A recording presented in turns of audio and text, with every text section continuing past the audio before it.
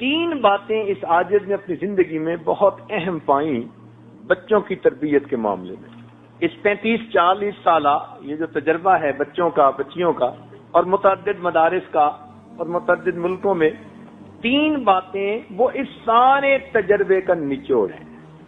اگر ماں باپ ان 3 باتوں کا خیال رکھیں تو بچہ ایسی مضبوط بنیادوں پہ کھڑا ہوتا ہے کہ دین سے ہٹ ہی نہیں سکتا۔ یوں تو کہنے کو آپ درجنوں باتیں کہہ سکیں گے کہ اس کا بھی خیال رکھو، اس کا بھی رکھو، اس کا بھی رکھو، کتابوں پہ کتابیں لکھی ہوئی ہیں تربیت الاولاد کے بارے میں، مگر جسے تھمب رول کہتے ہیں وہ اگر ہمارے ذہن میں بیٹھ جائیں کہ ہم نے بچے کی کن باتوں کو مضبوط کرنا ہے، ان پہ بچے سے کوئی کمپرومائز نہیں۔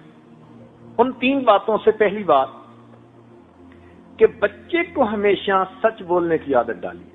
یہ چیز آپ کو ہلکی سی محسوس ہوگی، اللہ رب العزت کے ہاں سچ اتنا مقبول ہے کہ سچ کے صدقے بندے کو دین دنیا کی کامیابیاں ملتی۔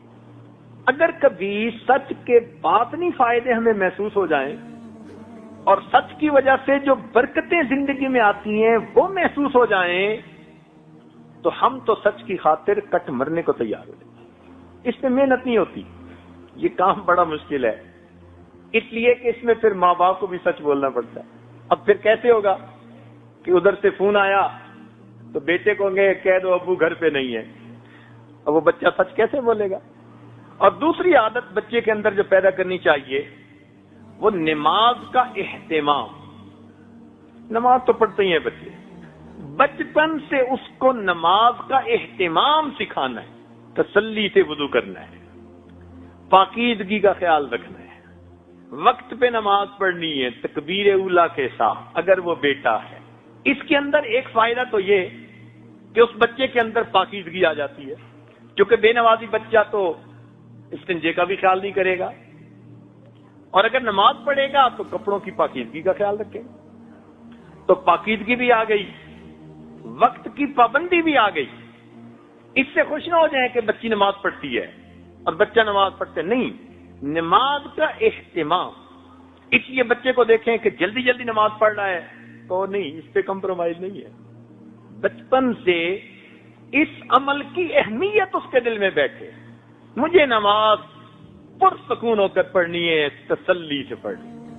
بچے کو بتائیے کہ بھئی آپ نے نماز تو پڑھی، کس کیفیت کے ساتھ پڑھی؟ تو جب بچپن سے یہ سنے گا کہ ابو بھی کہتے تھے کس کیفیت کے ساتھ پڑھی، تو اس کو پتہ چلے گا کہ یہ بھی زندگی کا کوئی مقصد ہے۔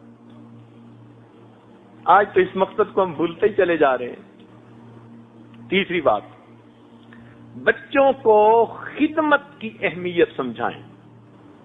کام کاج جو گھر کے کیے جاتے ہیں اس پر کیا اجر ملتا ہے، ماں کی خدمت، باپ کی خدمت، بڑوں کی خدمت، استاد کی خدمت۔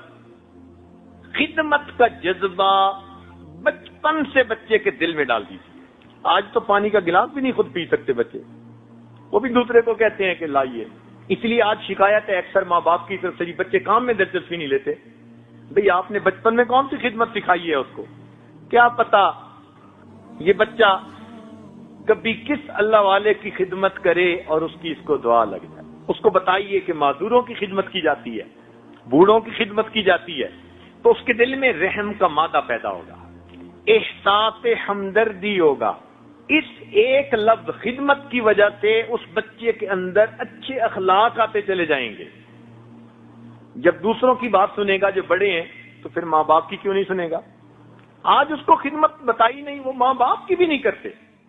لا الہ الا اللہ، لا الہ